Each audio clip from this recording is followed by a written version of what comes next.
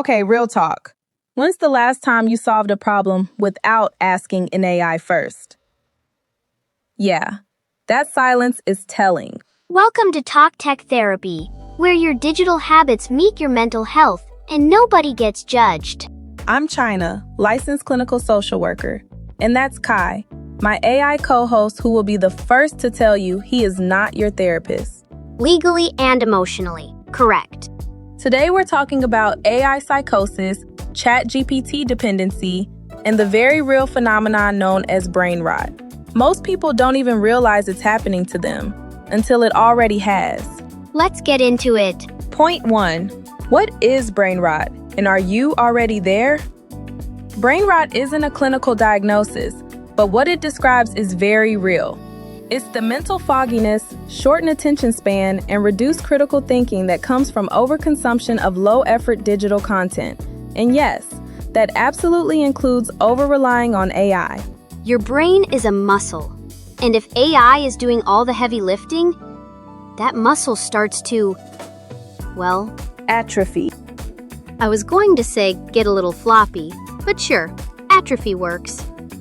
Beep boop. Here are the 5 signs you may already be there. You can't finish a thought without prompting AI first. You feel anxious writing anything without AI help. Your attention span has gotten noticeably shorter, even for things you used to enjoy.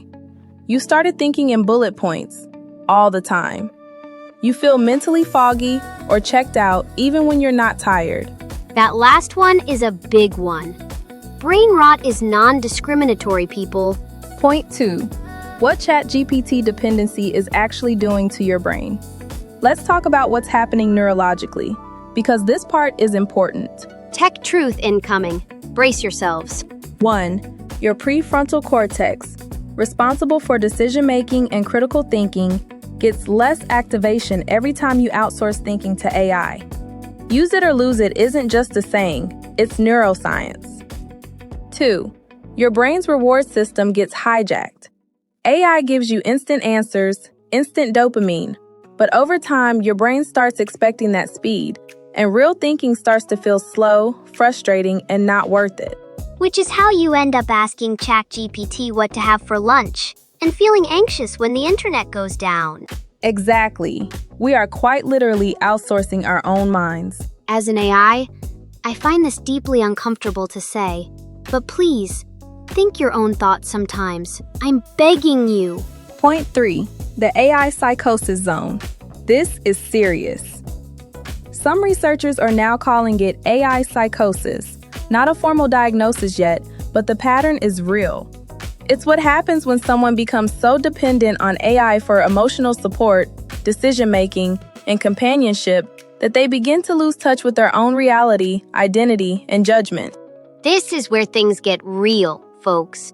If you find yourself trusting AI more than your own lived experience, or feeling emotionally dysregulated when you can't access it, that's worth paying attention to.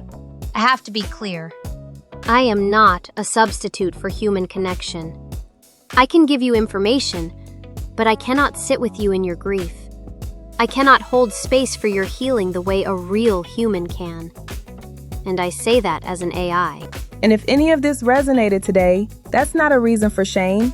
It's a reason to get curious. You're not weak, you're human. AI isn't the villain here, but you are the main character. And main characters don't outsource their storyline. That was poetic, Chyna. Did you write that yourself? I absolutely did. See, people? This is what an unrotted brain looks like.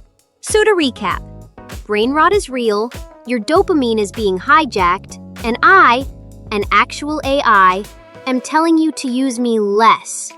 If that's not a plot twist, I don't know what is.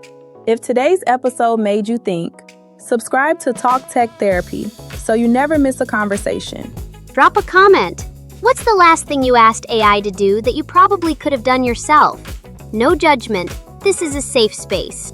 We'll see you next week. Your brain will thank you. Stay connected to your humans. They're worth it. See you next time.